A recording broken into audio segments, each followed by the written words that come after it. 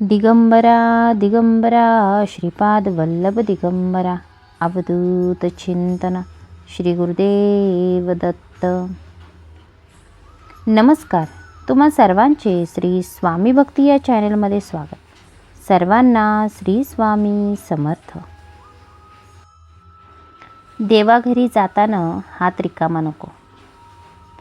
आयुष्याचा शेवटचा मुक्काम कुणीही पाहिलेला नाही, पण असं म्हणतात आणि असं ऐकलं देखील आहे की हा जो शेवटचा मुक्काम आहे हा देवांच्या घरी असतो, ज्याला आपण कधी पाहिलेलं नाही, पण त्याच्यावर श्रद्धा मात्र असते. पाहुणा म्हणून कुणाच्याही घरी जाताना आपण रिकाम्या हाताने जात नाही. मग ज्याची पूजा आयुष्यभर केली, ज्याच्यावर श्रद्धा ठेवली, त्या देवाच्या घरी जाताना तरी मोकळ्या हाताने कसे जाणार? म्हणूनच जमेल तेव्हा चांगले काम केले पाहिजे, नामस्मरण केले पाहिजे. देवाच्या घरी जाताना याच सत्कर्माची शिदोरी घेऊन जाता येईलच ना. किती करशील भरोसा या सुंदर नरदेहाचा, अजून तुला कळालंच नाही फटका या यमाचा. अतिशय सुंदर ओळ आहे. मृत्यूची नोटीस नसते, सन्मस नसते, तर डायरेक्ट पकड वॉरंट असते. कोणत्याही वयामध्ये ते येऊ शकते.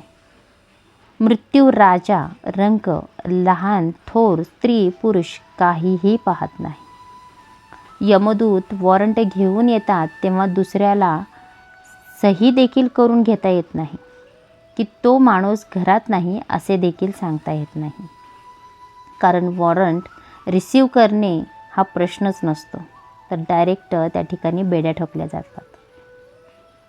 यमस्य करुणा नासती, म्हणजेच भुकेलेल्या ताटावरून तहानलेल्या पाण्याचा ग्लास सोडून शृंगार क्रीडा करणाऱ्याला शयन मंदिरातून शल्यकर्म चालू असताना बेडवरून उचलले जाते.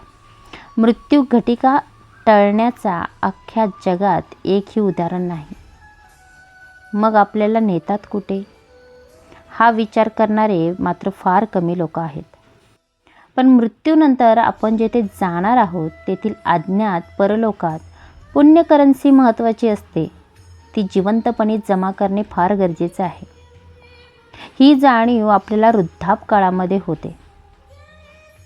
आपण अमरपट्टा घेऊन आल्याची गैरसमजूत आपल्या लोकांमध्ये फार आहे. म्हातारपणी आपण 99 वर्षाच्या कराराने जमीन खरेदी करतो आणि सही करतो, तोच मृत्यू गाठतो. दागदागिने आणि कॅश लॉकरमध्येच राहते. गुरे गोठ्यामध्येच राहतात. बरोबर आहे ना? बरोबर काहीच नेता येत नाही. तरी जीव नश्वराच्याच मागे लागतो बरं का. अजगर बेडकाला गिळत असतो आणि बेडूक माशांना पकडण्यात रंगून जातो. सहस्त्रचंद्र दर्शन झालेले राजकारणी पुढील गतीची तयारी न करता नवीन पक्ष काढून राजकारण करतात. कलावंत करोडो रुपयेही कमवूनही 10 मिनिटे परमेश्वराला न देता पैशासाठी परदेशी दौरे करतात. बरोबर फक्त शुभाशुभ कर्मच येत असतात. या व्यस्त कलावंतांना कुठे वेळ होता पुण्यसंचयासाठी?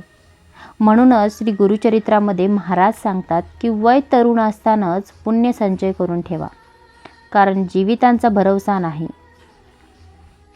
प्रपंचाबरोबरच अध्यात्मही जवळ केले पाहिजे. ज्ञान व सुरक्षितता लाभते या अध्यात्मामुळे. नाही भरवसा या घडीचा रे, अभिमान धरिसी कोणाचा. या घडीचा आपल्या स्वतःलाच भरवसा नाही, मग अभिमान आपल्याला कोणत्या गोष्टीचा?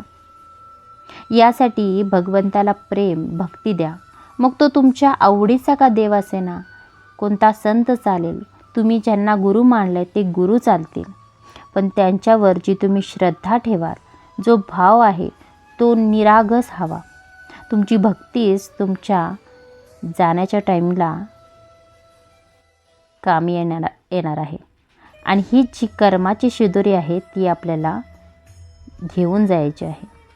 हरिनामाच्या बँकेमध्ये रामनाम धन करा जमा.